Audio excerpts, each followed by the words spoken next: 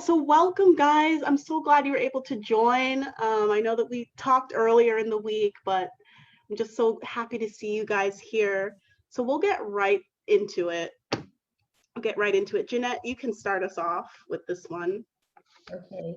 So we got so Jessica here from my woods. Hi, how are you? I'm fine. Right. About the same time of night for us both. Okay, so we've got some questions for you. How long were you a fan, and how old were you when you attended the history concert? Okay, so I have been a fan since I was about 4. My dad had the Thriller LP. Oh, so wow. I just literally just lay on the floor, my dad said, and just stare at, open it up, stare at the picture and listen to him and listen to him and listen to him. So I'm now nearly 42. So I've been a fan since then. I went to the concert when I was 18 years old. So a while ago. But yeah, so that's kind of. Wow. Was that was the first Micheal concert? Did you go to Dangerous? No, I wasn't. My parents said I was too young to go to one. And obviously back then you could never see them. You never saw them on tape or anything. So, but my parents were separating in '97, and my dad said he was leaving. So my mum took my dad's credit card, rang Wembley and booked me and her tickets to go to the history tour. So I laugh and say it's the best thing to come out of a bad situation. Definitely. Oh my goodness. Yeah. So lucky. How about you, Carol? How old were you when you went to the concert? And I was 18 when I went to Dangerous. I think no, younger than 18, I think, and about 22 for history. Oh wow! And how long had you been a fan? Bad, around I was 13 when Bad came out. So then after I listened to Bad, I started researching the older albums, buying all the Jackson's albums and listening to them till Dangerous was released. And then I realized I remembered Rock With You with the shiny outfit. Oh. So I actually had enjoyed the music before, but I didn't know it was Michael Jackson until Bad came out, when I really started appreciating his music. Oh, wow. I was young. I wished to have gone to Bad as well, but I was only about 16 then. So I was too young to go. Yeah. Wow. Okay. All right. We're just going to go back and forth between the two of you so that we can get as many questions in. Okay, Jessica. Okay. Tell us, just give us a rundown of your most special memory at the history concert. Oh my God. That's really memory. Difficult to do, because I think I remember when the gates opened at 4, I remember running and making my mum run the length of the pitch, and you can really feel for footballers when you have to run the length of the pitch to try and get to the front. And we got within about 7 rows at the front, but unfortunately I'd fainted several times because we'd been queuing for 8 hours. So my mum said to me, "You are not going to make it. You will not see him. This is what we came here for." So we moved to the side and were seated by a steward slightly to the side. When he came on stage, to me, I lost it completely. I've never experienced anything like that in my life. I think, I was in another world, basically. And I think that's what anyone will say that's ever seen him. And if somebody says they've been to see whoever in concert, the minute you say, "Well, I've seen Michael Jackson," they literally, yeah. Really? Oh my God, it's like, but probably Billie Jean. I remember him walking in with his briefcase and putting the briefcase down, and the whole place just erupted. And I remember from where I was sat, I could see the whole audience move like a wave towards the stage. So that, to me, sticks in my head massively. And how about you, Carol? Was your It's difficult to choose because from the beginning to the end, it's all an experience. Waiting in the morning for the gates to open, as Jessica said, you meet a lot of fans, and every time you go to a concert, you meet the same group, and you sort of have a great time together. You know, whether it's raining and we cover our heads with garbage bags so we don't get wet. You know, outside Wembley Stadium. From the beginning to the end, you know, it's something that you'll never forget. In '97, after history concerts, there was this fan who was a very famous fan, Denise, who had gone to America and was chasing Evan Chandler in America, and she got into trouble then. I met her and I'd taken her. She knew, she said, "Come with me, Michael Jackson's going to Hamleys." And so we went in this taxi, we shared a taxi together. We got into the store before they closed the doors for the other fans, and there was Lisa Marie and Michael going around shopping. And she went up to him and took a photo with him, and I was too shy to go near him. I was scared. I just shook his hand, and I couldn't not a word came out of my mouth. I couldn't speak. I lost my voice. I just sort of looked at him and shook his hand, and that was it. I said hi to Lisa Marie, and I couldn't speak to Michael. Oh my gosh, you got that close? Yes, I met him twice. I got his autograph when I went to Monte Carlo in '96, but I never really spoke with him. You know, it's just like 2-second instances. You know, just lucky to be at the right place at the right time, basically. Oh my gosh. All right. Well, okay. This is to Jessica. What was your craziest memory from History Tour? I know it's hard to remember everything in detail because it was just crazy. It was crazy. But what stands out to you the most?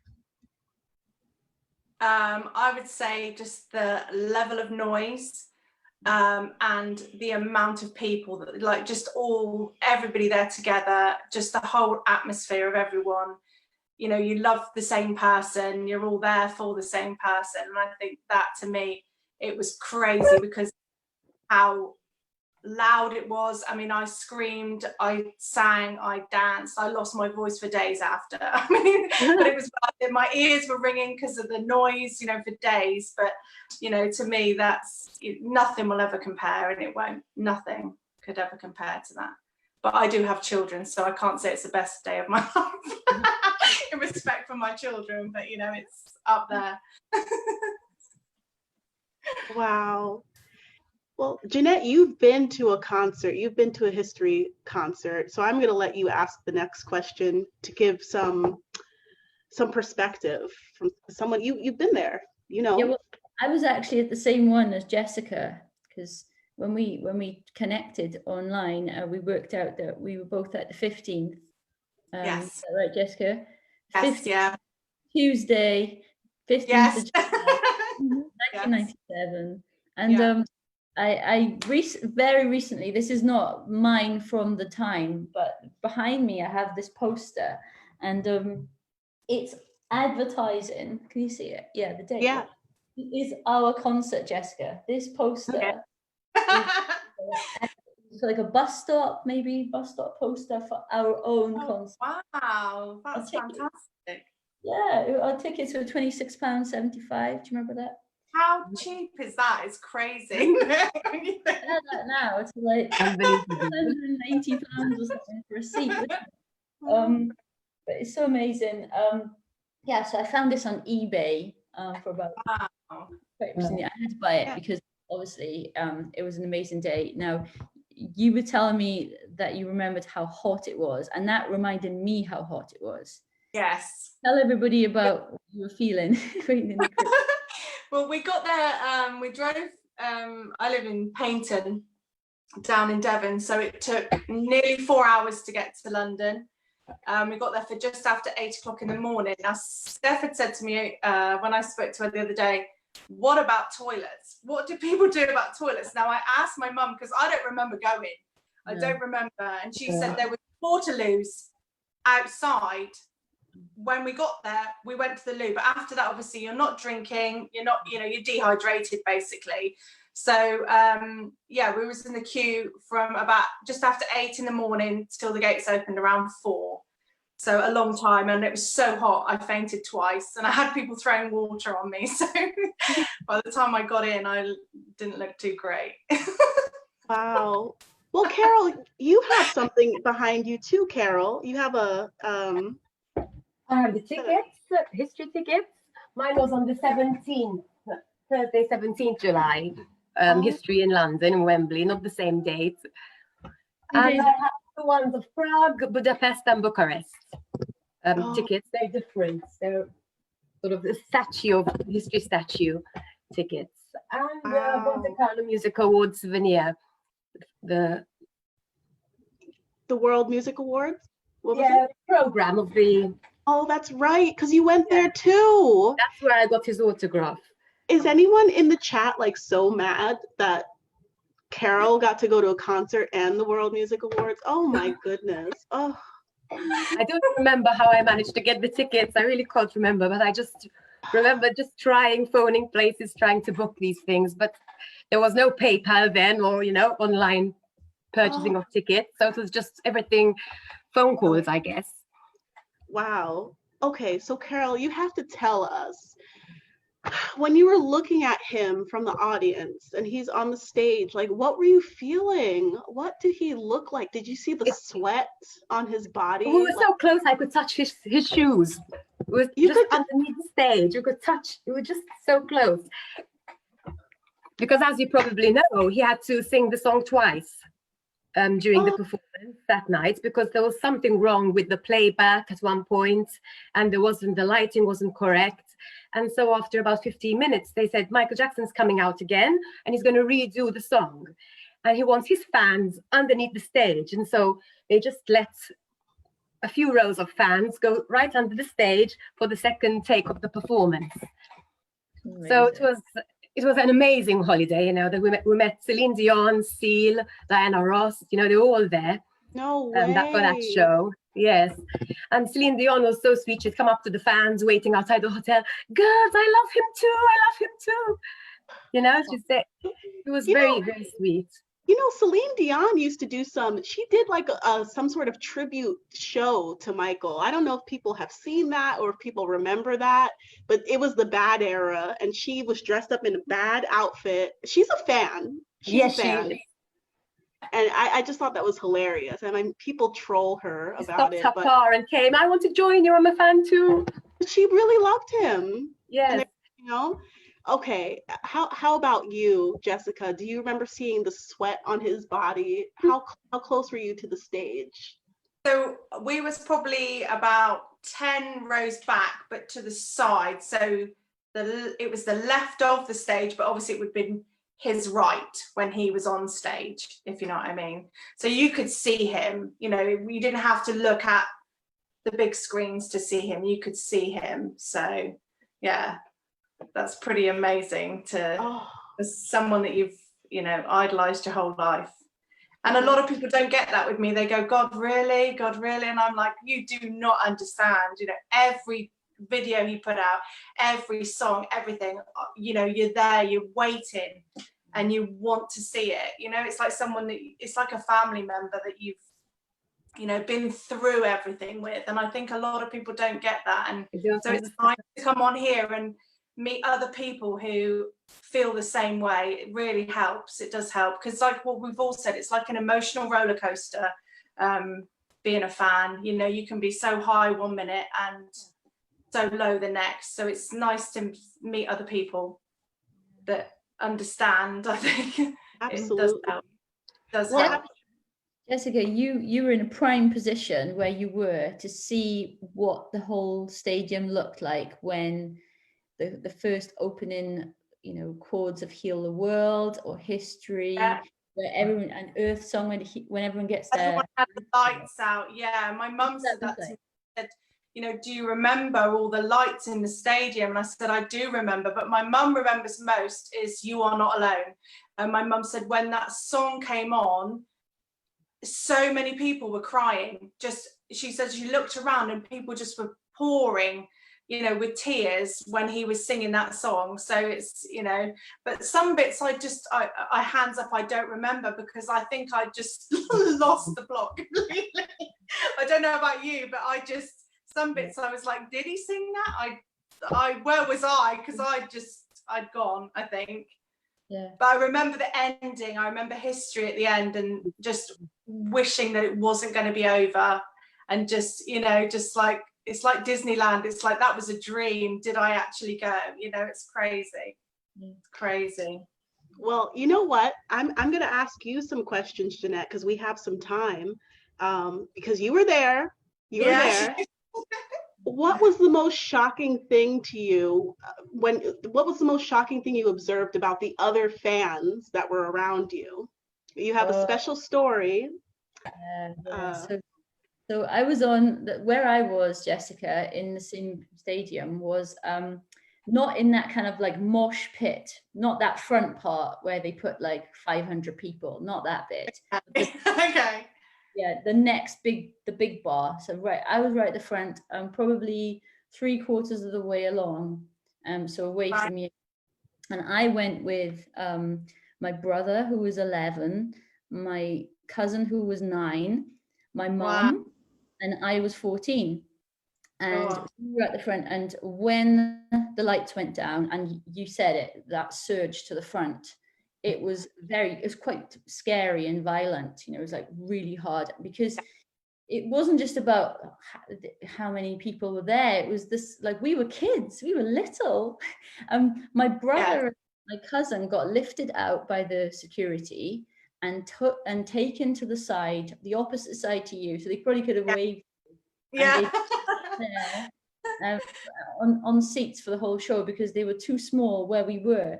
And I was stuck in there. My mum was stuck in there. We couldn't move our elbows. It was like really tight. And this guy now I've been standing like in that position for like 2 hours. This guy next to me decides to prise my fingers off the bar to move me along, because he wanted to be closer to the middle. How dare he? Yeah, my mum went into like kind of ruthless mother mode, because you know I didn't realize this is a grown man. Yeah, this pulling your hands, pulling your hands off of the railing. I had my fedora on and peeling my fingers off. And my mum, she's much shorter than me. She's like 5 foot, and she turned around and she said, "Get your hands off her." So funny. But he kind of backed off. And what's crazy about, like you said, about everybody being together and that energy, that beautiful spiritual energy that comes with the music, it's all crazy at the beginning, and we're all really human and imperfect, and then by the end of it we're all in this kind of, you know, whatever, amazing and the guy who prized my fingers off, he was still there, and he said sorry at the end and hugged me. He got to his soul. You know what? I feel like when people go into these fangirl modes or fanboy modes, I think they black out a little bit, and they just like, I don't think they know what they're doing sometimes. Okay, Carol, did you were in the front, right? You were in the front. Did you ever make eye contact with Micheal, or did anyone in the front make eye contact? I wasn't like Jeanette, touching the front barrier. I was a bit further back, so I couldn't really make contact during the concerts. Okay, because sometimes he did, you know, he noticed the people nearest to the front. Yeah, in the front row. I wasn't in the actual front row on the bar. He probably was jealous and wanted to remove her hands and take her place. Yes. You were at Bucharest. That's the one that's filmed, right? The one that we have footage of. There are so many concerts. Let me check the dates. 10th of September. No, that's Bucharest is 14th of September 1996. I don't know if it's a recorded one. Have you ever seen your concert on YouTube or anything? I've seen so many on YouTube, but I never noticed the date, if it's the same one I was at. Yeah. But I didn't watch the full concert because, as I told Steph when we did our trial test, I had my passport and all my money in a pouch underneath my clothes. And just like a few songs into the concert, somebody opened my pouch and stole everything from this pouch. So I was raising my hands up, get me out of here, get me out of here. Because I was trying to see who took, obviously I couldn't find the person who stole the things with all the pushing. I couldn't feel anything, but I wanted to get out of there. They thought I wanted water. So they're passing me water bottles. They thought I was gonna faint. Then they rolled me over everybody to get to the front, and I had to go with the police to report that I lost my passport, and so I missed most of the concert. Oh. So I can't really consider that a full concert, but still it was an experience, you know. And we still got to go to Michael Jackson's hotel, you know, and see him leaving the hotel and arriving. So it was worthwhile going. What was the hotel? What was that about? Yeah. Excuse me? Sorry, what was the atmosphere like at the hotel? His hotel, well, this was fantastic. You know, you have all the fans waiting outside. Our hotel was quite close by, you know, so we could walk to his hotel. But there's not much to do when you're in Bucharest. You know, there's in the 90s, it was a bit not as modern as you'd expect, you know, so the transport is limited and the amount of food you can find to buy on the streets is limited. So basically it was just between our hotel and his hotel, you know, for those few days we were there. Oh, you were there were you camped out for a few days? Is that? No, we just had our own hotel, you know, but we just spend the days near Michael Jackson's hotel to see him leave and arrive and then go back to our hotel to sleep. Oh my gosh. Oh, so exciting. Oh. And amazing. Yeah. Hey, Tammy. Hey, Tammy, we're glad you could come back, Tammy. Yay. There's a storm going on, so I lost my internet. No problem. Okay. So what's one thing you wish you could have done? Because I know like in Dangerous, Michael sometimes he would have these meet and greets with fans beforehand and he would take a picture. I don't know, did that ever happen during history? Was there ever a chance to meet him beforehand, like VIP tickets or something? Not that I'm aware of, no, but I had an Italian friend of mine went up to his hotel room in Prague. Everyone was waiting in the square by the Intercontinental Hotel, I think it was. And she had a big drawing she made herself, you know, with the Michael Jackson animals and children, really beautiful. I have a copy of this drawing. And he spotted her from the balcony and pointed to her. And the bodyguards whisked her up to the hotel and she took some photos with him. So there were fans who got lucky and met him in his hotel room, yes. Oh, gosh.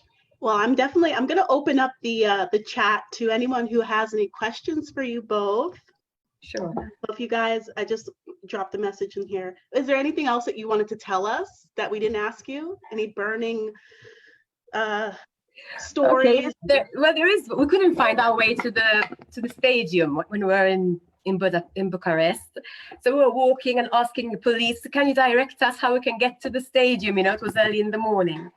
And these policemen said, come with us. And they put us in the back of a van, just a friend and just were two of us.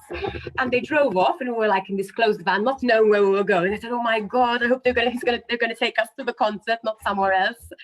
And eventually we bypassed all the other fans which were already there waiting, and he drove into the stadium with us there. So we went to the front of all the fans and we were there first. Yeah, we just we hitched the lift with the police who are going to be on duty at the concert.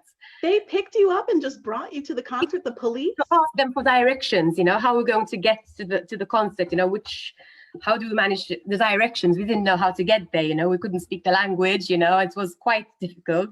I could speak Italian, so I was talking to them in Italian because some Romanians know Italian, and so I was trying to communicate with them, you know.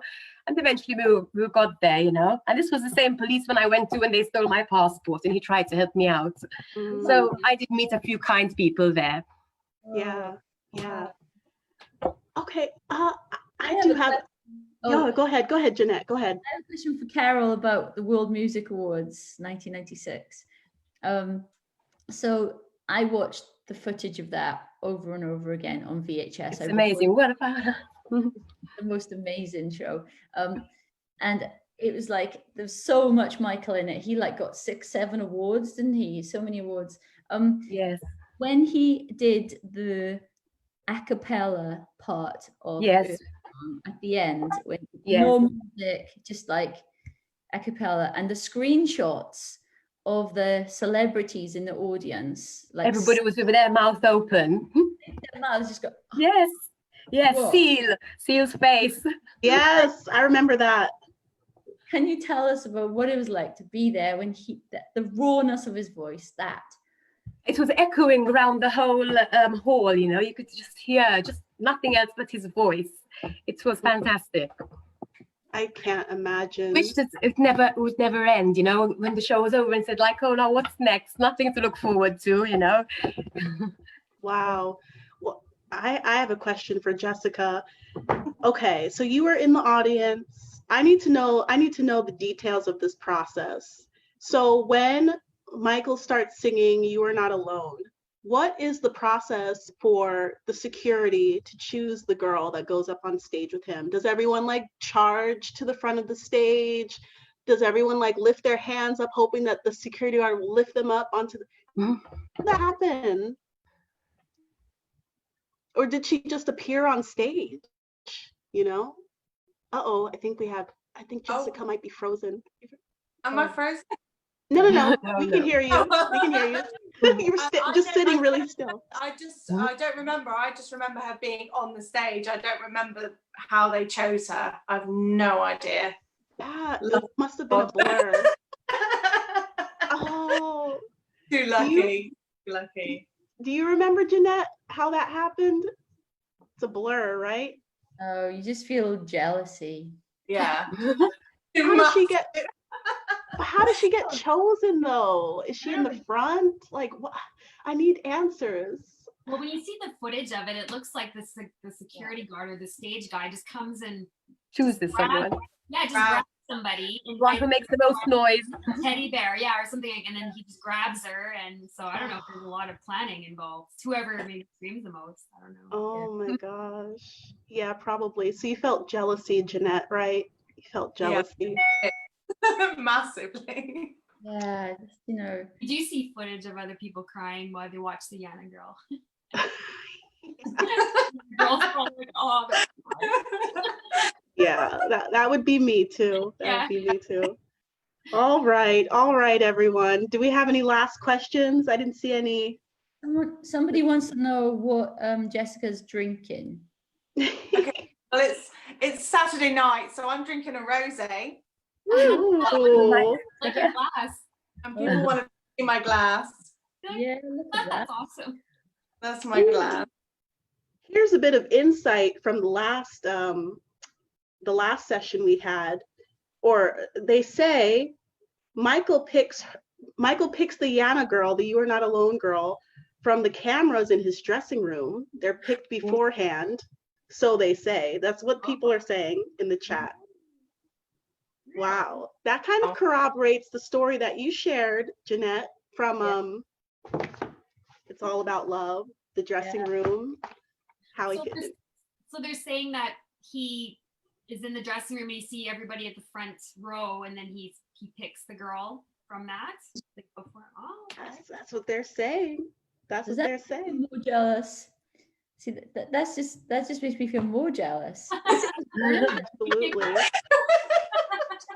Absolutely. Do we have one? We have one last question we can fit in. No. I think that was pretty juicy. I mean, now I know, I guess. But thank you both. You're blessed. You're welcome. Yeah. Thank you both for joining us. Thank you. Thank you for having me. Oh, yes.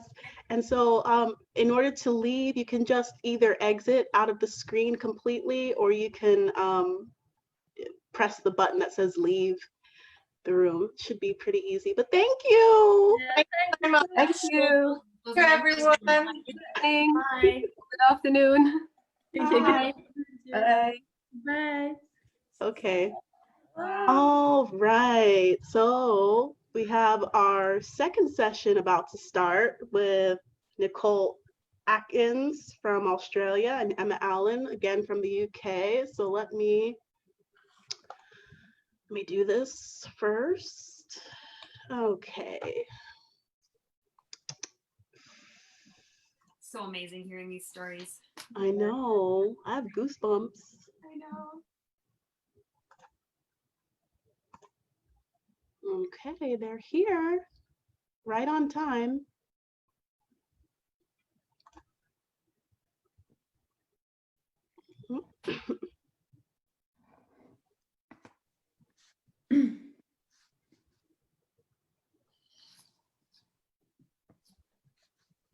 Okay. Oh, hi, Emma. Hi guys, Hi. Hi. Nice to meet you. and you? Meet you. Ray.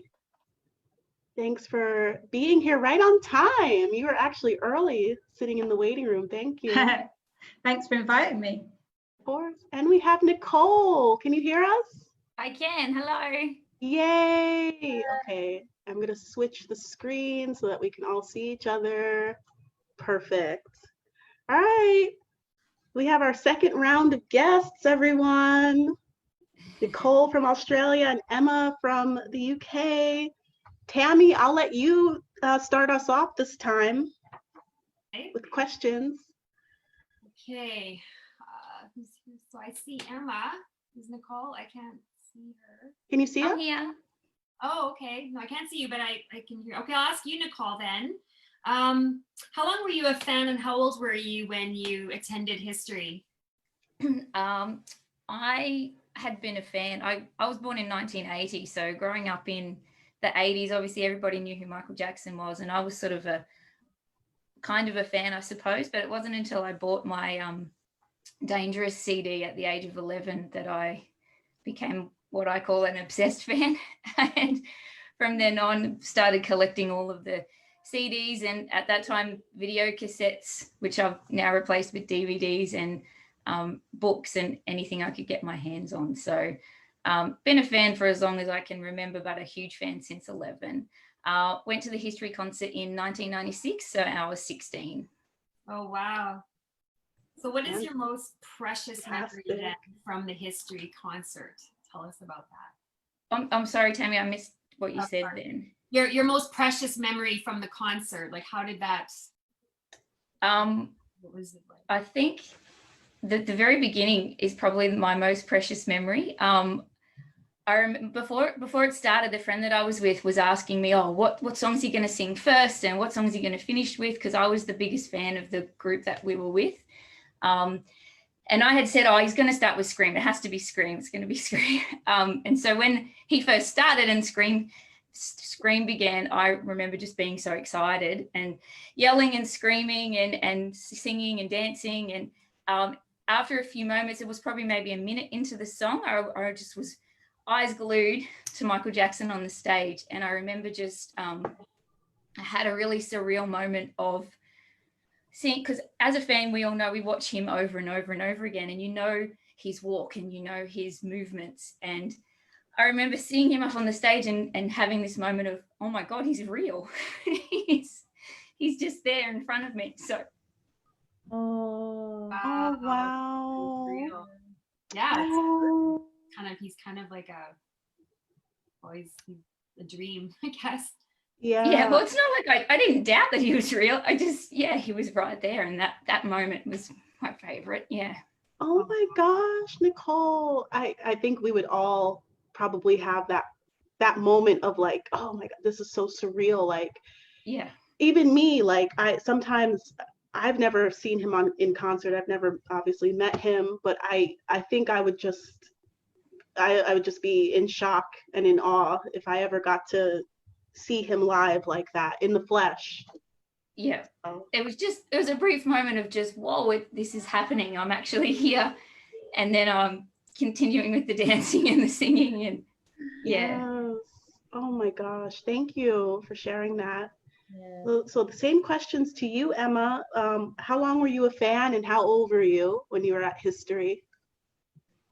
Well, I have home video of me when I was 3, you know, rocking around to Rockin' Robin, but my first kind of real memory of becoming a fan was when I was probably about 6, and I was at a mum's friend's house, and her son was blaring the Dangerous album. I mean, this would have been in probably 93, 94, And I just remember hearing Black or White and just being like, oh my God, what is this? Like, this is the most amazing thing ever. I think that's when my journey started, really. I was really young, actually, when I went to the concert. I was 10.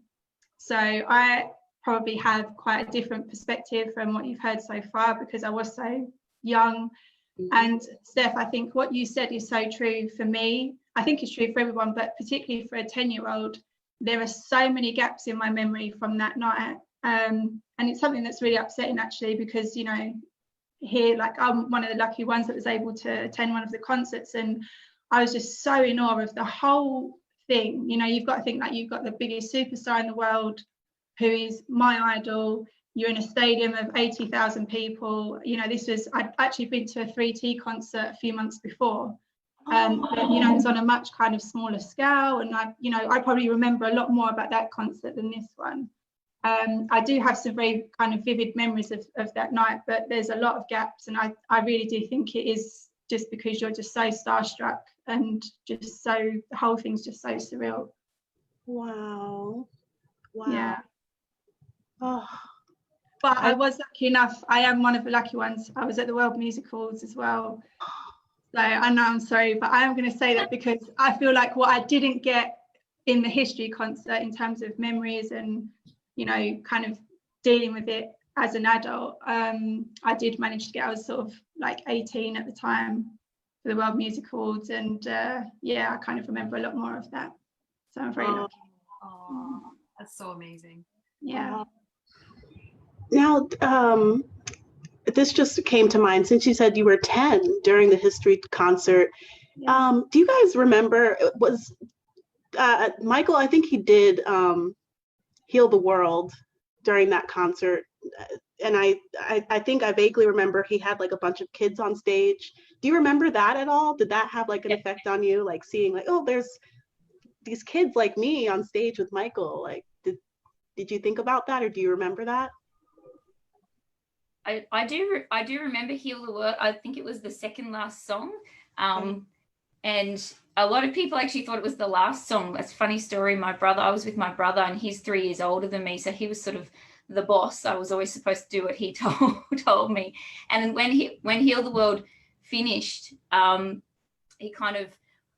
he sort of bowed and waved and said, I love you a bunch of times, like he always does, and exits the stage, like falls through the floor. And a lot of people started to leave thinking it was the end because everything went black and it was silent. And my brother was saying to me, let's go, we've got to beat the crowds out. And I refused to leave. He's not done yet. I just knew it wasn't the end. And my brother and his now wife actually left. And they were underneath. We actually were sitting in terrace seating on the side. We weren't down the front. So we were quite close to the stage, but up in sort of like a grandstand seating area, and it was all metal. And so when History started, because History was the last song, they were underneath, and they felt like the whole thing was going to fall down because everyone started banging to the beat of the music. It was the loudest thing I've ever heard in my life. But obviously the music was really loud, and then everyone was just banging with one foot at the same beat, obviously, when History started. And I just remember thinking how happy I was that I stayed. But my brother caught a glimpse of his car because he was out the front when as soon as the song finished, when History finished, and Micheal must leave really quickly, get out of there before any issues happen, etc. And they saw the car drive out within sort of 30 seconds of things finishing, the blacked out SUV type car driving out really, really quickly as soon as the show finished. So yeah, I know that wasn't really about Heal the World, but it reminded me of that moment in the show. Yeah. No, that was great. I mean, it's kind of amazing that you knew, like your intuition told you the show's not over. I'm going to stay here. I'm going to stick it out. Other people were leaving and you stayed. So, and I think I watched Dangerous and Bad enough that there had to be a bit more of a finale, in my opinion. He's not going to finish there. There's something more coming. Perfect. Yeah. That is the measure of the true fans, isn't it? The ones that have done their research when they know they're Hannah. It's not done yet. And it's not done yet. All the average Joes are like, let's go. It's time to go. Yeah. There was a couple of times in the throughout the show, when Smooth Criminal plays, you can actually hear at the start of the Smooth Criminal, there's a little bit of sort of the Way You Make Me Feel music, you know, the slow music that he often does at the concerts. And that started playing, and you saw, I'm sure everyone's seen the videos, because if you're anything like me, we watch them over and over again.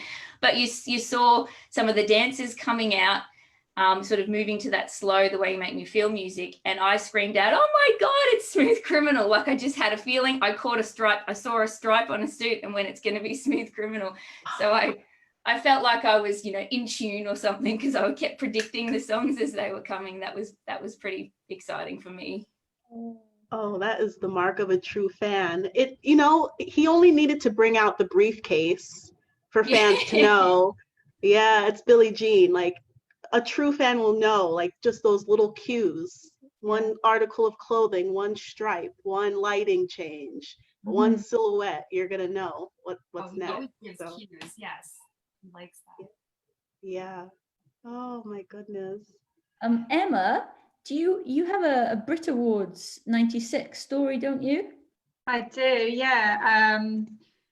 So I think it was 95 or 96. Anyway, I was 8 or 9, and my mum and my dad were separated, and my dad phoned me one morning and said, "Emma, Michael's in town. I know where he is. You know, I'm coming to pick you up. We're going to go to his hotel."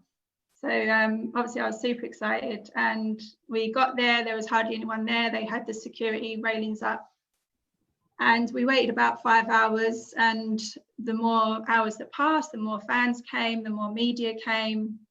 And he eventually came out, and obviously because we were one of the first there, and I was like 8, I was right at the front where the security fencing was, and he came out and you know, touched out all our hands and was just walking along, and I was like, oh my God, I'm not going to wash my hand for like a year. It was just amazing, and I was so upset because I had, you know, one of the crappy disposable cameras, right? So I was like this, because of course when he came out, everyone's like vroom, and there's like 8-year-old me right at the front, so I'm literally like this, like sort of reaching with one hand and trying to, you know, get pictures with the other. And of course I went to put my camera film in to get developed, and I went to pick them up, and none of them had come out. And I was just, you know, because where you had all the paparazzi going off at the same time, I mean, like, it just completely ruined the pictures, and I was so absolutely devastated. And only last year, I mean, this is like, I'm 33 now, I was 8 at the time, and only last year I thought, I wonder if that footage is on YouTube. And it is on YouTube, and I'm on it, and my dad's on it, which was really emotional for me because he died suddenly when I was 17. So I like to have that whole thing on film, you know, all these years later, was just absolutely amazing. Oh yeah, it was pretty special. Will you share that YouTube link with us on the yeah, definitely, yeah, watch it? Oh, yeah, that's beautiful. Did he Emma. touch your hand? Did he actually touch your hand? He did, yeah. He just kind of went through when this is the thing, I've heard a lot as well about like time standing still, and that's so true, because when I watched that footage last year, I was amazed at how little time he actually spent out the front of that hotel. And obviously at the time it just felt like, you know, because you go everything so slowly in your mind, you're like, oh, he came out and then he did this and then he did that and then he touched my hand and then this happened. And when you actually watch it in reality, it's like, oh my God, he's probably out there for about 20-30 seconds, and actually a fan managed to get through the security fence, and the security guys had to kind of you know, tackle him to the ground. It was all a little bit, you know, crazy, but yeah, I'll definitely send the link. It's quite cool to watch back. Yeah. And you know that what? reminds me. Oh, no, sorry, I was just going to say what I really loved about watching that footage, and this is going to sound really cheesy, but it was almost like I had a gift from my dad, and then I had a gift from Michael. And the more fans that I speak to, the more that I find that a lot of people have real emotional connections to Michael. You know, it's not just about the songs and the performances. You know, I've heard stories of people who were, you know, about to commit suicide, and they've a song of his has come on and it's completely transformed their way, you know.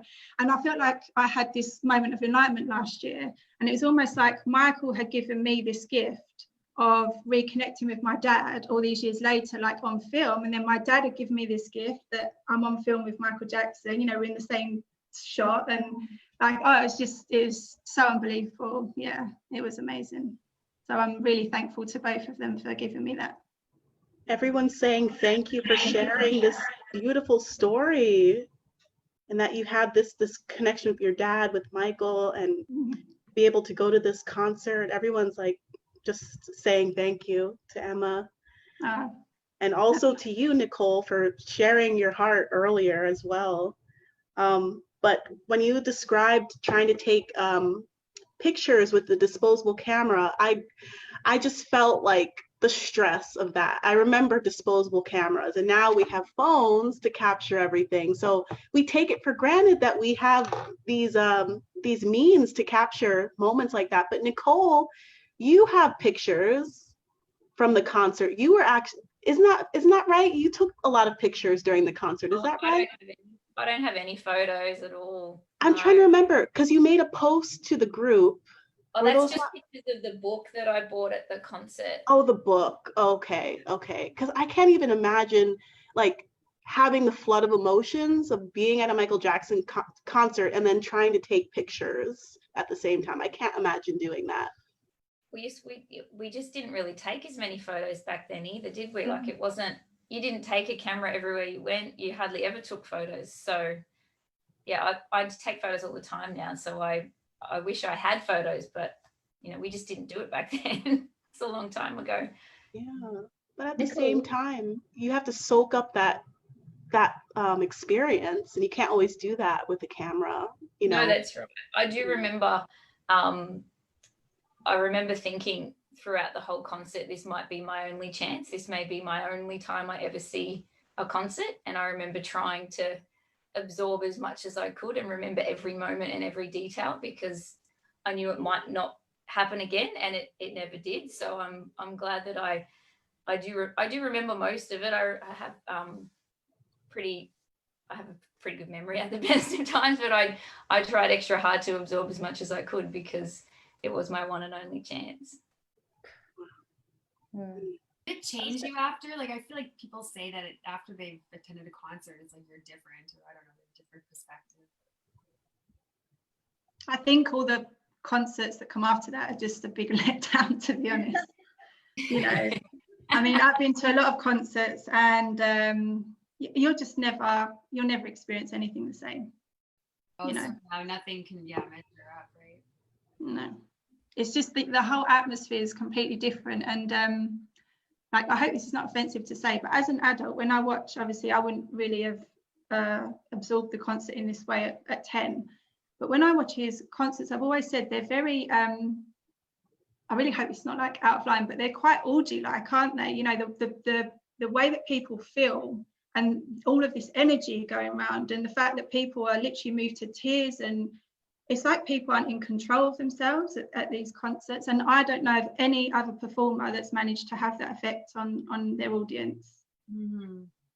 Yeah. So yeah, I think that's right. We hear that over and over, and you know, Michael just raises the standard. You really can't go back after that, after experiencing his performances, his music, his aura, his personality. You just can't go back after that. That's so true. Sorry, Jeanette, I'm sorry. I thought you had a question maybe. Oh yeah, I was going to ask Nicole about, you know, in the UK, we were quite lucky. We got lots of visits from Michael to London. How was Michael received in Australia? Did you get to see him often, or was it just when he was on tour, that sort of thing? I know, like for myself, that was like History was the only chance. He did come here for the Bad tour.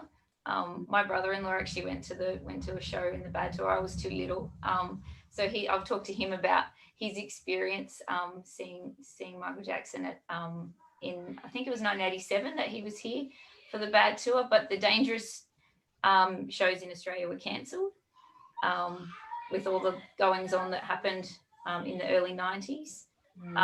But I remember begging my mum and dad if I could go to the Dangerous tour, but I wasn't allowed to. There was no show in Brisbane where I was, so I would have had to fly to Sydney, but that show ended up being cancelled anyway. So I know he was in Australia a couple of times, but not very often at all. So the opportunity was to see him is obviously a lot less than somewhere like yourself. So a bit more precious, I guess. Yeah, absolutely. Wow. Yeah. What was, Emma, what was the most shocking thing or the most surprising thing that you remember from the history concert? This is going to sound so random, but it really is the thing that sticks to my mind. So obviously, you know, the crowd's just going crazy. Obviously, being my age, I wasn't towards the front. I was at a seat, you know, more kind of towards the side.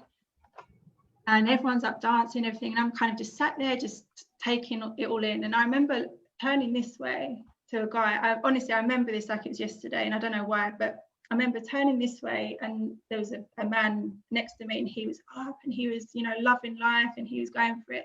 And Smooth Criminal was playing, and he was singing the words verbatim. And I remember at 10 years old looking, thinking, how do you know what Michael Jackson's talking about in this song? You know, at that age, I had no idea. That song's like impossible to understand really anyway, unless you start looking up the lyrics, right? But 10 years old, I was thinking, oh my God, you're a true fan. You actually know what he's saying in this song. Yeah. And I don't know why.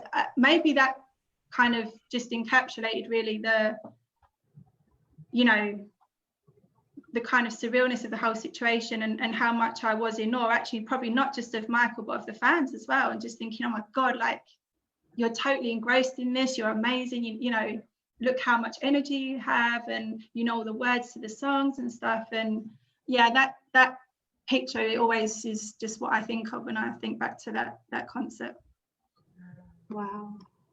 That's something surprising that's coming out tonight about the difference between the children's perspectives and memories compared to the adults. And I think that's so precious that we're capturing that now. You know, Michael would love that, wouldn't he? That we are capturing this. You know, this is recorded, and we're hearing from real children who were there, and what it was like for them. It is so different to the adult world. Like you just saying something like so simple about the Smooth Criminal lyric. Yeah. That's so exactly. true. And when I think back to the world musicals, how I interpreted that whole thing was very, very different to how I interpreted the history concert. It was very much like, I mean, you know, he came on stage and I just broke down. Whereas I don't think I did at the history concert. You know, I just wasn't at that level of really understanding what was going on. Whereas, you know, the world musicals, I was another like 11 years on of being a fan and building up all of that kind of love for Michael, really. And he came on and I was just in floods of tears. And then I was like really aware of the rest of the fans in the crowds. I was really aware of the other artists. I was really aware that they'd built up this massive hype for Michael. Michael's doing this big comeback. And then he came on and did like We Are the World and then left. And it was kind of like, okay, what's going on? And you know what I mean? You just kind of absorb all of the stuff that goes with a performance when you're an adult. Whereas when you're a child, you're just taking it at face value for what it is. And yeah, the experience is just so different. Yeah, I think Jeanette, I think you captured it perfectly. I think that is the difference between going to a Michael concert as a kid versus maybe even a teenager and then as an adult, just a completely different lens. So thank you, Emma. I have a story. Can I tell a story? Yes. Just talking about seeing things through different lenses and children and adults. I was 16, my brother was 19, but at the concert, our favorite video has always been Smooth Criminal when it first came out when we were younger. So I would have only been probably 7 and he was 10. We used to stake out the TV because in those days, of course, you only got one chance to watch your favorite video for the week, and someone would have to be on guard at the TV, and if it came on when someone was doing something, you would scream out to each other, it's on, quick, and we'd run to the TV to watch it together. And so at the history concert, my brother actually, we weren't sitting that far away. We could clearly see expression on his face and things like that. But he took binoculars because he wanted to see a close-up of the Smooth Criminal lean. He was obsessed with the lean. And in those days, of course, we didn't know how he did it back then. Like there was, you know, you didn't jump on the internet and find these things out. Like it was a bit of a secret as to how that happened. And so when I screamed out that Smooth Criminal was being played, he's like, give me the binoculars, give me the binoculars. And I think in that moment, he almost, you know, he went back to being 10 years old, trying to figure out how the lean was happening. And of course, he was none the wiser because you can't really see those little pieces of metal pop up out of the stage. You don't see it. But that was a pretty amazing moment. And he almost turned back to a child just to experience that song that was important to us as kids. So I love that. Oh, I love that. Oh, were there any other stories that either of you wanted to share, either about the World Music Awards, history concert, or anything? We have about 5 minutes, 7 minutes. Well, I do want to, just make a point that at the World Music Awards, because I know that this was completely just fake news.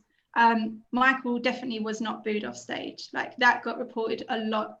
And people booed when he went off because they wanted him to come back on. There was no booing while he was on stage. Everyone was just loving the whole performance. When he went off stage, people were booing because, like I said, you know, he'd been told he was doing this big comeback. And obviously he came on, performed one song and then left. So people weren't booing at him. It was just like, yeah, we want more. So I just want to clear that up because I know the media like to portray that very, very differently. Yeah. When I watch that coverage, it's everybody's excited and and freaking out, and there's no booing that I saw. I mean, I wasn't there, but when I see it, it's incredible. Yeah. To say the stories where he's booed off stage. It's amazing. Yeah. Slants that as always. Yeah, it's amazing how they spin the news always. Perfect example right there. But what about you, Nicole? Any other stories that you want to share? Something that stood out to me when I'm sure some of you know that the set list changed through the history tour. So in the first sort of leg of the tour, he did in sort of towards the middle, he did like a small section of Come Together and DS, which was replaced eventually with Blood on the Dance Floor. So I always felt like, I missed out somewhat because I missed Blood on the Dance Floor, but I'm happy that I got to see Come Together and DS. But when DS did start, there was a few random calls from the crowd, from obviously some real fans yelling out some expletives towards Tom Snedden. So at 16, I remember thinking that was funny, and that obviously the real fans who knew who the song was about and who Tom Snedden was, there was lots of cheering from those people. So that's a fun memory with the things that came after that. It's something to laugh at anyway. Oh wow. We had Blood on the Dance Floor in the UK because it was a big hit. It was #1. So well, that song hadn't come out yet when he came in '96 to Australia. Blood on the Dance Floor hadn't been released yet. So wow. I would have loved to have seen DS and Come Together. Together. Hang on a minute. You saw Come Together. Oh my goodness. Did he do the whole song? Not the whole song. It was the first verse, and it was the first verse and a chorus and maybe another chorus, and then that sort of merged into DS. And it was just the first verse and a little bit of the sort of chorus of DS. So it was kind of like a mashup, I guess, of those two songs, but that was eventually replaced with Blood on the Dance Floor. So you can see there's enough footage of the different songs on YouTube of those performances. Did he do a jacket change for Come Together or DS? Like with Blood on the Dance Floor in our show, he put on like a blue jacket. Yeah, it was a blue jacket, like a dark navy blue jacket, not the same one as Blood on the Dance Floor. But he was just wearing the straight black pants, white shirt, and like a very sort of straight cut type plain blue jacket. And his hair was very flowy. It wasn't back at all. Like he had it all down. Yeah. I remember that whole look, the blue jacket and the hair out. Yeah. Beautiful. Yeah. It was a very similar look to Blood on the Dance Floor, but slightly different jacket. So. Oh, wow. Any other parting words, parting stories, any other last minute questions from anyone in the live chat before we switch on over to our next session? This has been really, really sweet. I really loved hearing your stories. I do have one. It's not a history story, but it is quite a cool fan story. So last year I was determined for the first time to try and get some MJ memorabilia at auction. And I know a lot of fans are very anti Julian's auctions, but if it's where you can get the stuff. So I was determined, and I had a budget, and I logged on, and my initial plan was to get the Dirty Diana belt, because the initial asking price was like really reasonable. I was like, this can't be right. So anyway, that was one of the first things to go up for auction, and of course it went for like $10,000 or something. Obviously that's not my budget. So I thought, okay, I can see what else is coming up, and there was a fedora. I thought, okay, that would be quite cool, and I started bidding, and I ended up being in this bidding war for this fedora, and my absolute limit was 2,000. I thought I cannot go over that. So I got to 2,000, I pushed it a tiny bit further, and then it got to like 2,500. I was like, no, I can't, like this could just go on. Whoever's bidding against me is like, they're not giving up. So I need to just leave it. And I found out afterwards that I was in a bidding war with Kim Kardashian, who won the fedora. Yeah. No way. I didn't know at the time, but I think it's like a week later or something. There's an article on Facebook or whatever, saying like her and Kanye bought like a plethora of stuff that one of the kids was dressed in. Yeah, fedora, But I mean, it made me feel better in a way, because I'm like, I mean, she could have literally just bid for millions, so I would have had no chance of getting it. But yeah, I still feel a bit aggrieved that she's got it. What does she want with it? Yeah, I know some people were kind of mad that she altered the clothing. She made it, so that her child could wear it, and it was altered, and people were upset about that. I'm sorry that you lost that. I know. Never mind. Kim Kardashian. Of all people. All right. Well, let's wrap this up then, I guess. And thank you both for coming on and sharing your stories. They were really heartfelt stories. They're beautiful. Beautiful. Wow. Well, thanks for having us on, and thanks for arranging this. It's been amazing. I've been tuned in, since the start, and it's been fantastic. So thank you for organising it. Oh, glad you guys are enjoying it. Oh, all right. So you can actually just hit the X on the top of your screen, or you can hit the button on the bottom that says leave, either way, and so that you can jump on and listen to the next session with us. Okay, ladies. Okay. Bye. Bye. Bye. Bye. So ladies, I might have to work, so we'll see. I'm going to be looking at my phone, okay? Sorry, I had to go. Okay. But we'll see. I'm just waiting for something. That's okay. Yeah. Oops. I didn't share the right one. Whoops. No. Not the right one. But I hope it's after the next, at least the next time. I want to. Shall I do a poll? Yeah, Shall I do another poll? Yes, please. All right. So our third poll for Wednesday was Battle of the Short Films.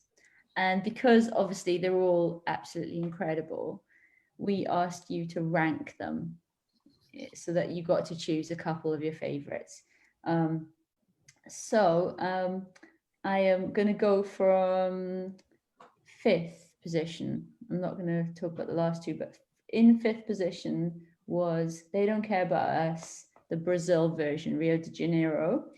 In 4th was They Don't Care About Us, the prison version. I wonder if the ranking positions there was influenced at all by the Black Lives Matters protests and all of that sharing that we've seen going on social media of the prison version. Could be. Go on. It could be. Could be, yeah. In third position, so of our book club's third favorite short film was Stranger in Moscow. And our second favorite, for a drum roll, was Earth Song. And our absolute favorite short film from history was Scream. Really? Yeah. Wow. That. No. Well, everyone. Wasn't much in it between Earth Song and Scream. Tied almost? No, Scream was a winner, but Earth Song was up there. Oh, okay. Yeah. So thanks for taking part in that poll, everyone. It's real fun. All right, everyone. So we have our third fan session, and I'd like to introduce you all to Nick Jackson. This is our session featuring the You Are Not Alone girl who got to go on stage with Micheal, since all of you are going crazy saying that in the chat. So we're just gonna get right into it. Nick, thank you for joining us. Hi. Hi, everyone. Hi. Yes. Hi. Okay. So Jeanette, you want to get us started? Oh my goodness. Can you tell us when you became a fan, how old were you when you went to your history concert, please? My earliest memories of being an MJ fan was about 2 years old, would have been around the time Thriller came out. I sent my entire family nuts playing Thriller, like the cassette, over and over again. I think I went through about 3 copies of it because I took it everywhere with me. So I wore it out or I lost it, being a child, forgetting it in someone's car and that sort of thing.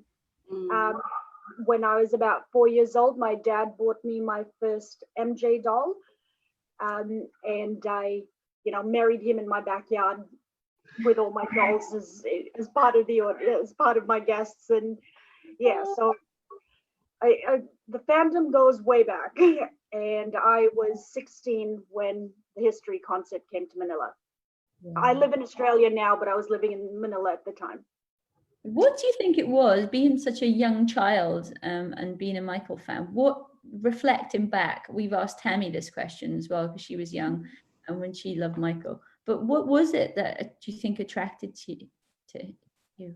Well, I think at the start, it was definitely, the music and just the catchiness and just how cool he was.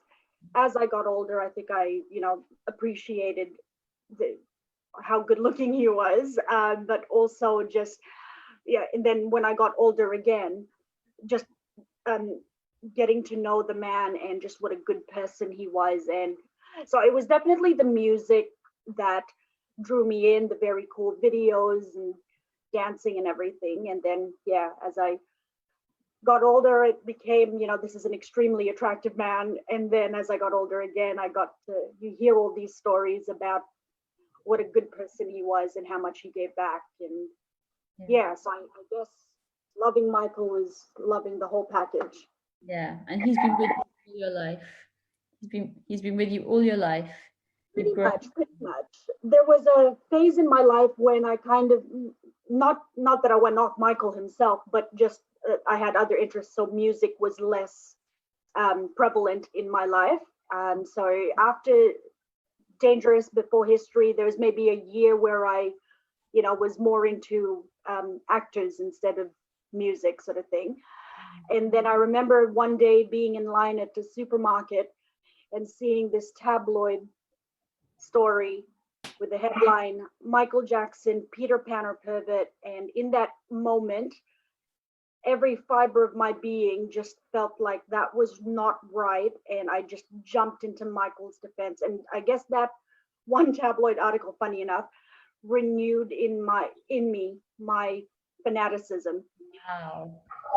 So it was quite the opposite effect with me that it was probably expected to have. Yeah, that's what Leaving Neverland did to me last year. I became a fanatic overnight. But we're not gonna waste any more time. Let's get right into the story that everyone wants to know about. You were there in the audience. Yes. How were you selected to be the YANA girl of that night? So I don't know how I was selected, but we went with the theory that, so the audience in the Philippines was very conservative. You know, they were singing along and what have you, but I was, if you've seen MJ concerts, you see girls that are just screaming and collapsing. I was one of those girls, and I may have been the only one in the audience, or I was there with my sister, my cousin, and one of my best friends who loves Micheal as much as I do. So she and I were probably the only two that were going hysterical in the crowd. So we probably stood out for that reason. I think I was slightly more hysterical than her. So I think that that's why I might have gotten noticed.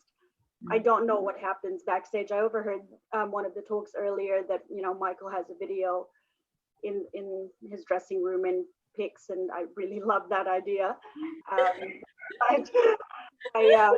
It doesn't get much better than that, but yeah, sorry. I was definitely hysterical. You couldn't speak to me. My sister, the way our seats were, the stage was like a T, and we had like seats on the second row right at the front, and that wasn't close enough for me. So I was stood over to where the barrier was, and I was sort of, you know, hanging onto the barrier, as was my bestie.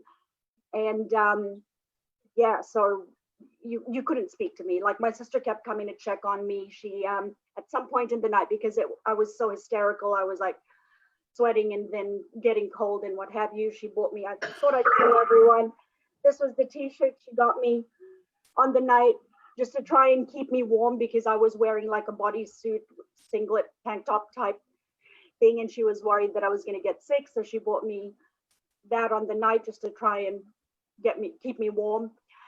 But you couldn't speak to me. I was just hysterical. Even when Micheal wasn't on stage, I was hysterical. Like, it didn't need to be on stage for me to be hysterical. I was hysterical in the car, sitting in traffic, going to the concert, that my sister was worried I would collapse before the concert started. So she tried to get us distracted. So my bestie and I, we invented this game whereby we would take turns. One would say a word, and the other would have to name a Michael Jackson song that had that word in it. And that's how we distracted ourselves, because we had all these street vendors, you know, waving items at us. And everywhere I looked, I would just scream, because Micheal was there in front of me, like a photo of him. And I had always been like that, you know, go to a shopping mall or whatever, and I see Micheal, like, it's like this shock, and I'm like, ah! Every time. And so then we're sitting in this car in traffic, and everywhere I looked, it was just ah! Every time. And so it was I was a wreck. But yeah, sorry. And then leading up to how, you know, that all happened, like I said, I don't know how I was selected, but there was a break in the concert, and so it was, you know, stage was black and it was quiet, and the first chords of You Are Not Alone came on. It's one of my favorite songs, and my knees just sort of buckled and gave way, and I fell half, you know, I guess I half fainted, I guess. So I grabbed the barrier, pulled myself up, and as soon as I got up, as soon as I was standing, I just heard someone say to me, okay, here we go. And then someone picked me up sort of from under my arms, lifted me over the barrier. I was 16, and I was scrawny. I was a scrawny 16-year-old, so I wouldn't have weighed very much. And I just remember being lifted over the barrier, carried up the stairs. And before I realized what was happening, he sort of set me down at the, you know, apex of the stage. But the bit that comes out into the crowd was actually at a small angle. So I was a little bit unsure of my footing. I had to kind of find my feet. So all that happened, it was a real blur. And then when I looked up, I just saw Micheal with, you know, holding the microphone and like his hand out to me, calling me to him. Oh. I still get really, flushed, and think about that when I tell people that story. I will probably break down into tears at some point during this. But then, yeah, just kind of at that moment when I looked up and Micheal was there, everything disappeared. Everyone disappeared. Not that they were there in the first place, but yeah, I ran up to Micheal and grabbed his hand, and he was just singing to me, and I was just taking everything in. As here's a funny story, he had his earpiece on, but it was like this weird foam sort of earpiece that was colored to match his skin, but I couldn't tell what it was at the beginning, and I thought there was something wrong with his ear, and I was like, oh my God, what's wrong with my, oh no, it's just the mic, it's just the earpiece. So my brain was like just, you know, really hyper, thinking 100 thoughts an hour. Did you smell him? Did you smell him? What did he smell like? What was his scent? Amazing. Sorry, I know you people are curious about that. I don't know this for certain because obviously I was incoherent and couldn't ask him what cologne he was wearing. But a few days after the concert, I walked past someone and I got a waft of their cologne, and I was immediately taken back. So if this isn't Micheal's cologne, it certainly smells like it.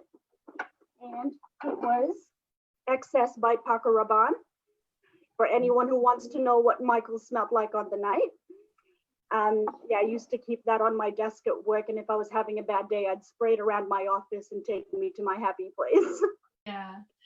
Okay, so he's in front of you, singing to you, and then keep going. What happened? Tell us. Keep going. Okay, yeah, so he was singing, and I wanted to show him that I knew every word to this song, that I love this song, that this is such a beautiful song, and I know every word, and I would open my mouth to try and sing along or mouth along with him. And the only thing that would come out was, I love you, Micheal, over and over again, like this demented parrot. I was just, I love you, Micheal, I love you, Micheal, I love you, Micheal. That's all I could say and do.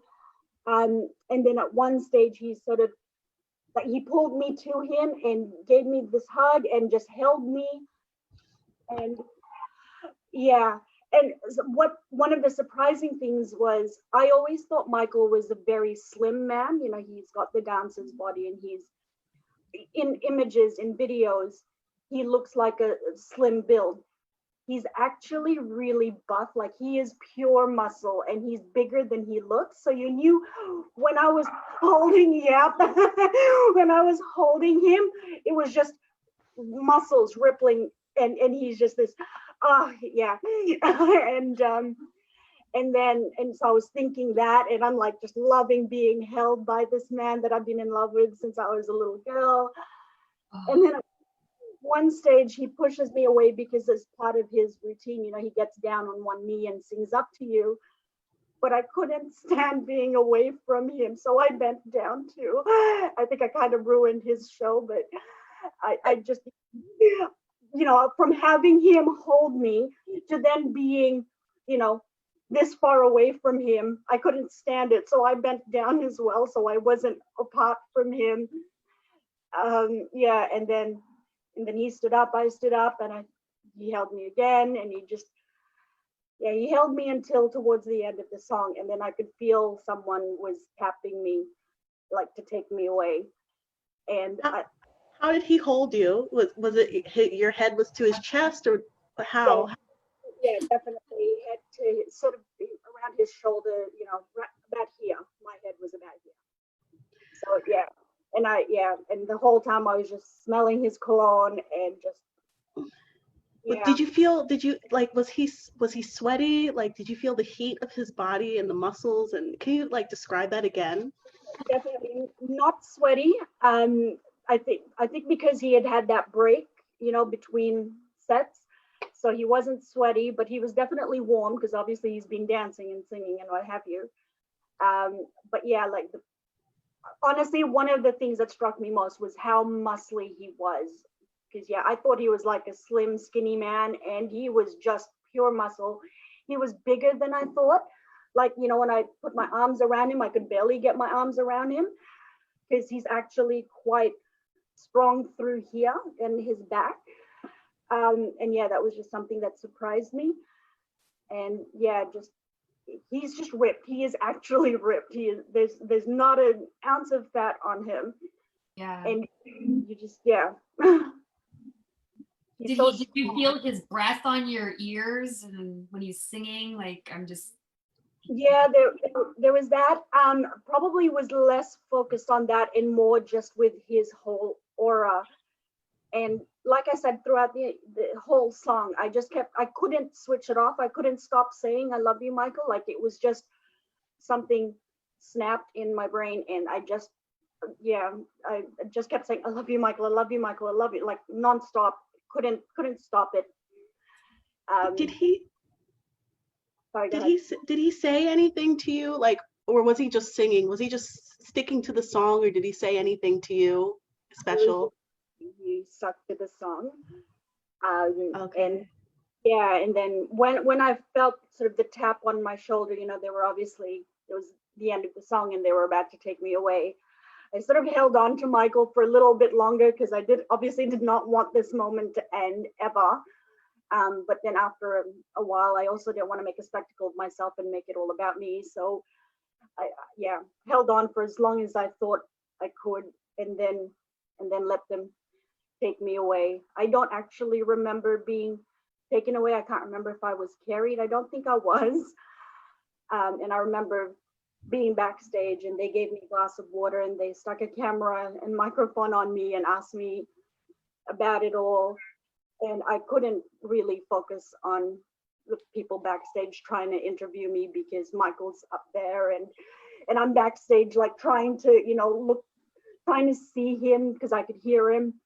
But obviously it was, you know, backstage, so I couldn't, but I was like, my brain was just like, but Michael's there, like, I don't care about you, Michael's there. And I was trying to like get back to him almost.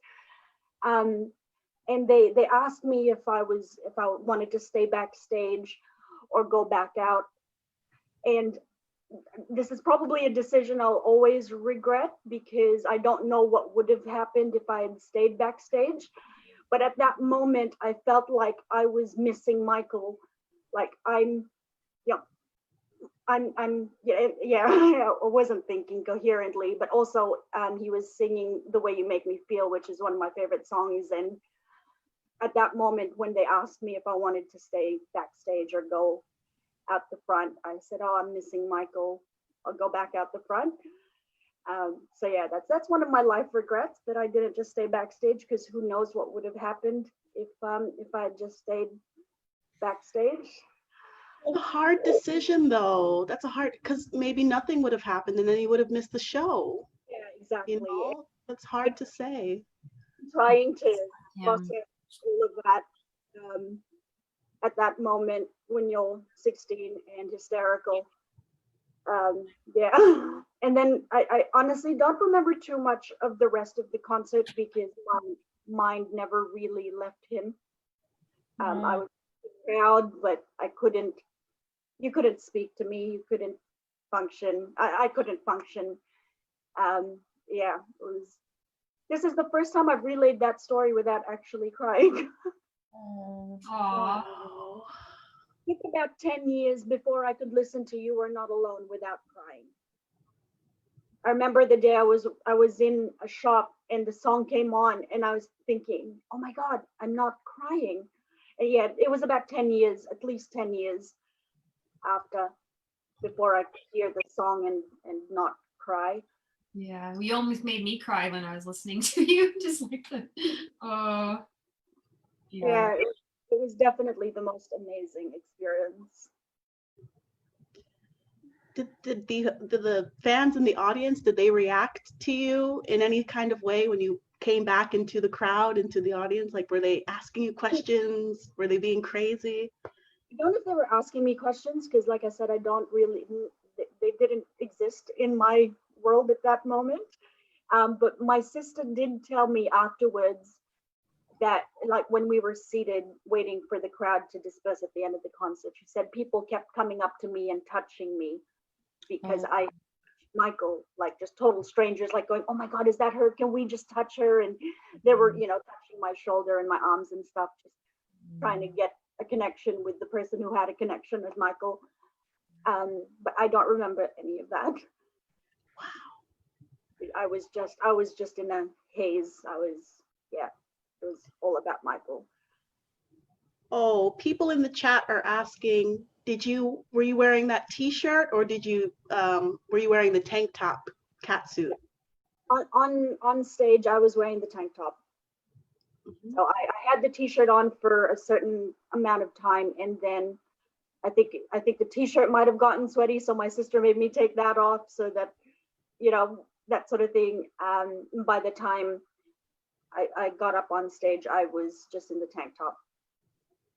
Wow.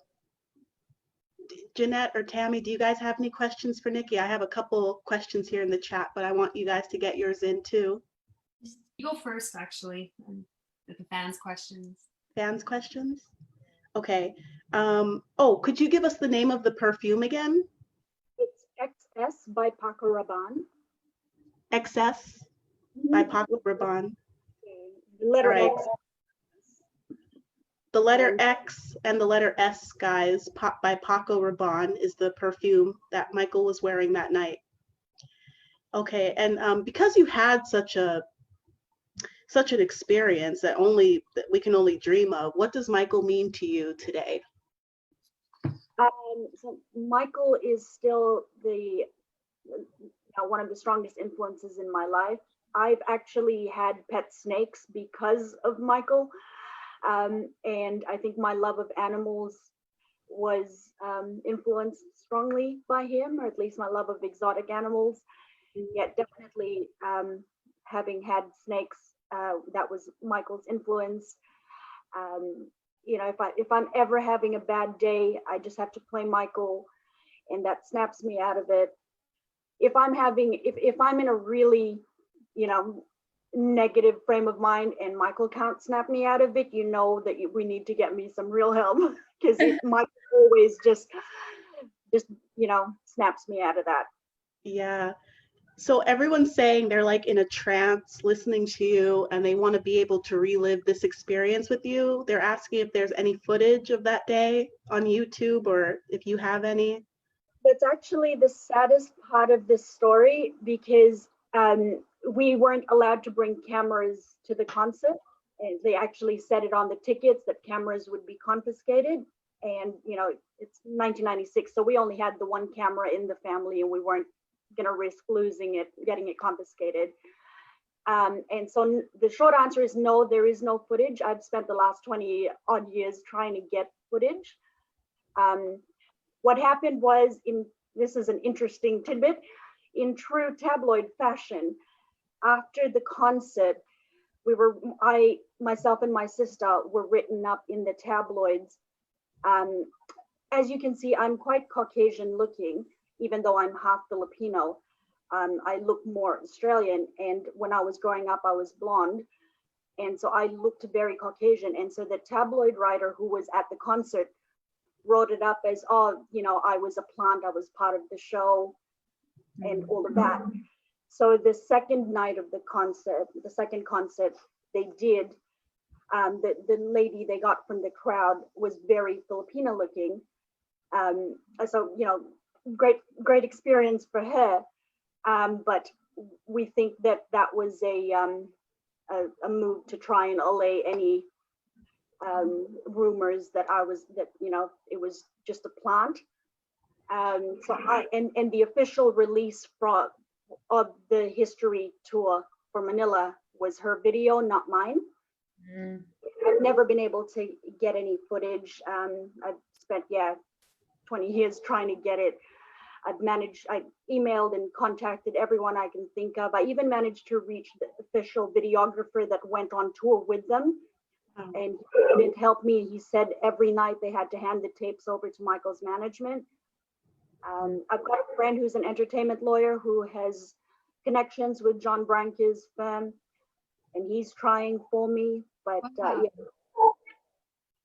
Yeah, Nick, I do remember you you're in the Invincible group with me and we're all in it together, and I remember you telling the story, and I was so devastated when I heard this, because I remember you saying, you know, they wanted a Filipino looking girl, so the official release is the Filipino girl, in the video, and it was great for her, but you know, you don't have the footage. So there were multiple shows that night, everyone. There are multiple shows on that leg of the tour in Manila, and you were on one of them. She was in one of them, but hers is the one that's on YouTube now and is out public. So that's so sad. So sorry. Oh, I have my memories. See girls that are just screaming and collapsing. I was one of those girls. That's on YouTube now and is out public. Uh-oh. I think, is there an echo? No, okay. A couple more questions that we can fit in before we end. Let me just say, so after you went on stage with Micheal and you went back home, the aftershock of that feeling, how did you deal with that for days later? I mean, you were freaking out just seeing pictures of him on the drive. How did you deal with that? Let's just say I didn't stop crying for the better part of the next week. And anytime someone asked me how it was, I would just burst into tears and trying to tell my story through the tears. Like, I was hysterical. Yeah, I can imagine. Was it hard emotionally to go from such a high to then going back to everyday life? Like you had to go back to school, college, work. How was that? It was okay actually, because everyone wanted to know, like when I walk around the halls in school, people who didn't know me, kids I didn't know, would come up to me and ask me to tell them the story. So I guess it didn't end. Yes, relive it. Yes, constantly. And like I said, you know, a few days afterwards, I walked past someone and I smelled his cologne, and it just took me right back. And I pretty much accosted that man. And I'm like, oh my God, what are you wearing? You have to tell me what cologne you're wearing. Because like I was instantly taken back. And so for at least a week afterwards, maybe a bit longer than that, it didn't really end for me, because I was either reliving it or, you know, people were asking me, and so I was able to, you know, keep the hype, I guess. Yeah, that's cool. Wow. You still feel it? Do you think of it every single day? Do you relive it? Yeah, most days. I do. There are some days when I don't, because it is quite an emotional experience. So I have still only watched, you know, You Are Not Alone clips, little bits. I still can't watch it from beginning to end. It still affects me that strongly. Sorry. I do relive it very regularly, but probably not daily, because I think I'd be a basket case. Yeah. Well, Nikki, it's been amazing. I had goosebumps during this whole session. I was imagining my sister would jump on. Sorry, I was gonna say I was hoping my sister would jump on, because she likes to do impersonations of me. how I was on the night, and you know, she does quite a comical impersonation of how hysterical I was. Oh, I'm sure, but it was a little early for her, I think, right? Yes. Oh. Well, I wanted to thank you guys for organizing all of this. This has been it's so wonderful hearing from other fans as well of, you know, their experiences and their stories. So thank you guys for organizing all this. Oh, we thank you. Yeah. Thank you. I'm just trying to gather myself so I can move on to the next session, but I'm just like floating. Thank you. Yeah. So much. Yeah.